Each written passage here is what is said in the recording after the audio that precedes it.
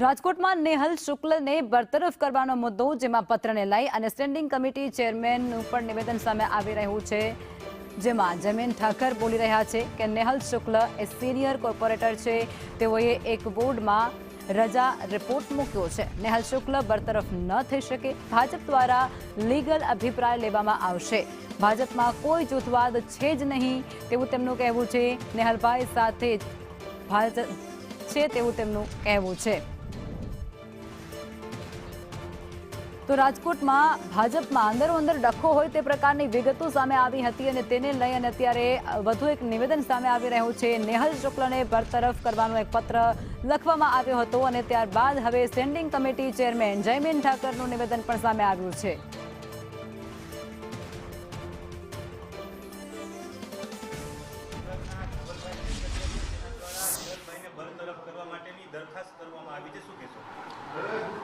રાજકોટ ભારતીય જનતા પાર્ટીના અમારા કોર્પોરેટર શ્રી નેહલભાઈ શુક્લ ખૂબ સિનિયર કોર્પોરેટર છે.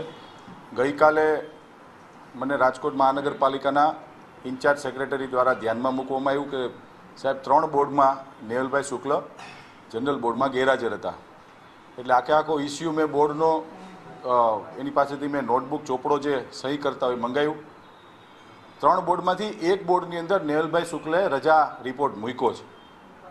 એટલે એઝ ઓન ડેટ અને એઝ પર રૂલ્સ નેહલભાઈ શુક્લનું કહેવાનું એમ છે કે હું બરતરફ ન થઈ શકું, જેની સાથે મારો ક્યાંક ને ક્યાંક સૂર છે કે નેહલભાઈ શુક્લ બરતરફ ન થાય. પરંતુ સેક્રેટરી શ્રી સાથે મારી જે વાતચીત થઈ મુજબ બીપીએમસી એક્ટ અને ધ જીપીએમસી એક્ટ મુજબ રજા રિપોર્ટ મૂક્યા બાદ પણ એમનું કહેવાનું એમ છે કે ભાઈ 3 વખત ગેરહાજર રહીએ તો આપણે અમારે અમારી ફરજની જે કાર્યવાહી કરવી પડે. આ કાયદાકીય અને ટેકનિકલી મુદ્દો છે. નેહલભાઈ શુક્લની સાથે ભારતીય જનતા પાર્ટીના સૌ કોર્પોરેટરો, સૌ સંગઠન અમે નેહલભાઈની સાથે છીએ અને નેહલભાઈ અમારા સિનિયર કોર્પોરેટર છે અને એમનું પરિવાર ખાસ કરીને એ ભારતીય જનતા પાર્ટીનું બહુ વર્ષો જૂનું પક્ષ માટે સેવા કરતું આવ્યું છે.